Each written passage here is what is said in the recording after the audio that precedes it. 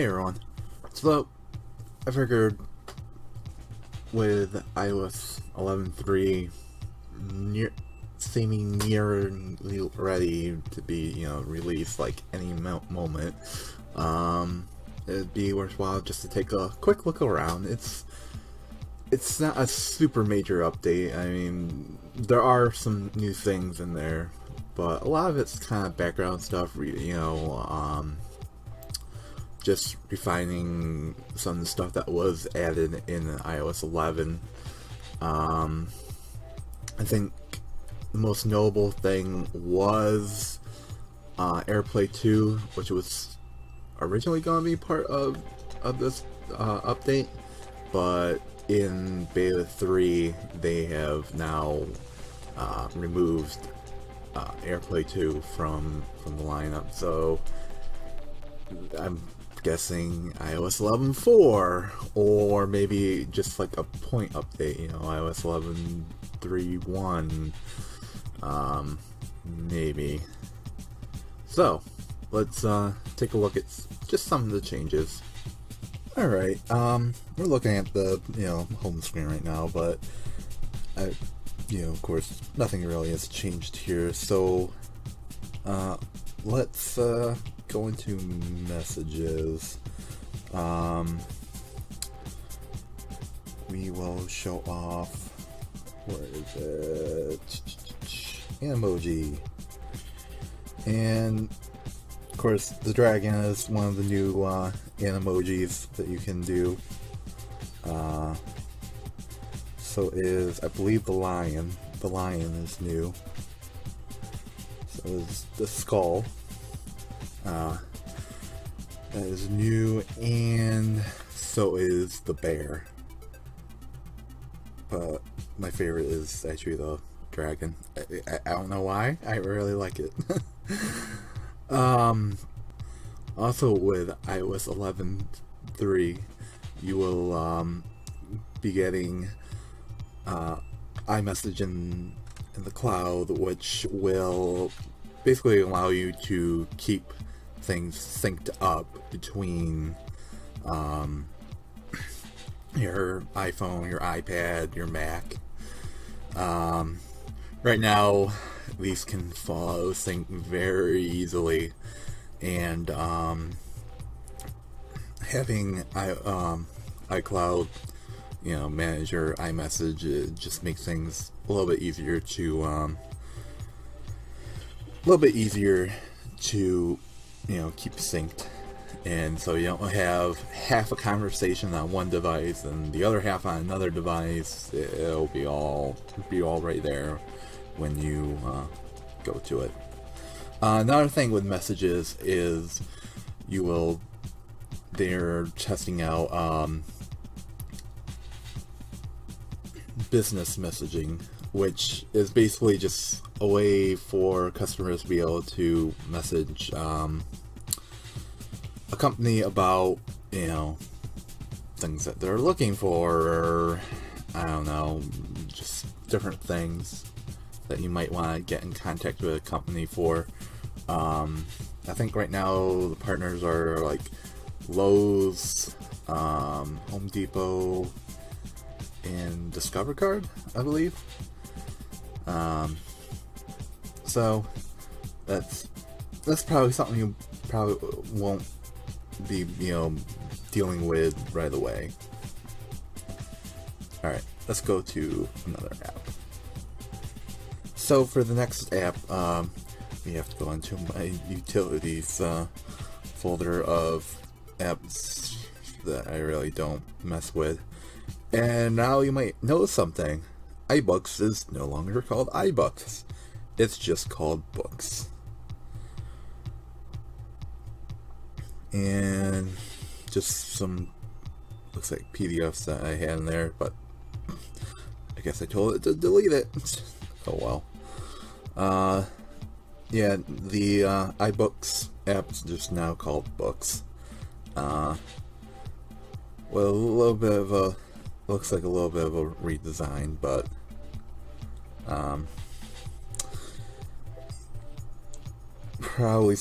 I'm still probably going to use my Kindle app.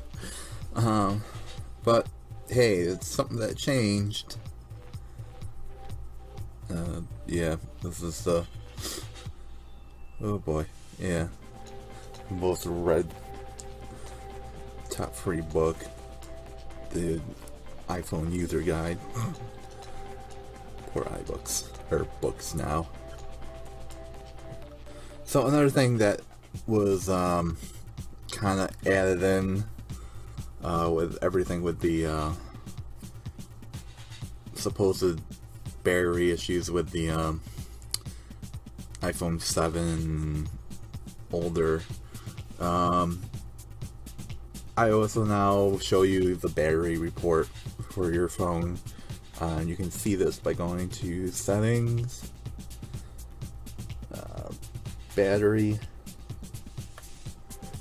and you now have this tab that says battery health, and it will tell you what your max capacity is for your phone. I have an iPhone 10, so it's not even a year old yet, and so I have max capacity. But on older devices like the iPhone 7 or 6, you might want to check it out, see what your capacity is. And on those devices, there will be a toggle to either slow it down so you have more battery life, which is probably where you should keep it, or you can turn it off and have less battery life, but your phone will be faster. So, up to you. Let's check out something else. So, with this new update, Apple Music will actually be showing off, music videos now. This is the closest I found it. Down here at the bottom of the new music area. I'm pretty sure that wasn't there before, but I only recently switched to Apple Music, so who knows? I'm pretty sure this is new. Everything that I've been looking at says this is new. So, music videos on Apple Music now. So, with this update, in the App Store, when you update apps, it will now show you the version number of the app and how big the update is. So, if you want to know that information, there it is now. One other thing that is coming in this update is actually in the Health app. You can now, with participating hospitals and doctor's offices, you can get your health records just added to your phone automatically. Right now you can import them through, if your doctor's site that you use for getting your patient information allows export. You can import that into the Health app, but it's pretty much just a static thing. This, however, will add them to the phone just automatically. Log into your information and it will download it and go into the proper places. Unfortunately, my doctor, or our hospital, isn't one that is supported, but there are many in major areas that support it. So if you want to give that a try, and I'm sure more networks and stuff will be added over time. So that is the new update. Just not a lot of stuff, but a lot of little things. Soon, it should be out, I would guess, maybe by the time this video is up.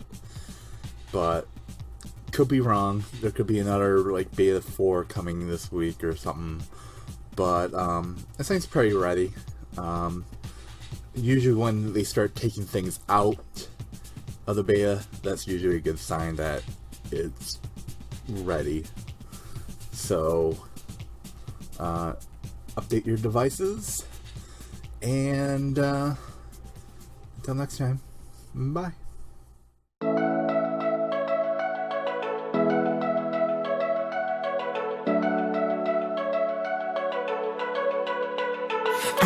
We've been through a lot, holding hands while screaming at each other.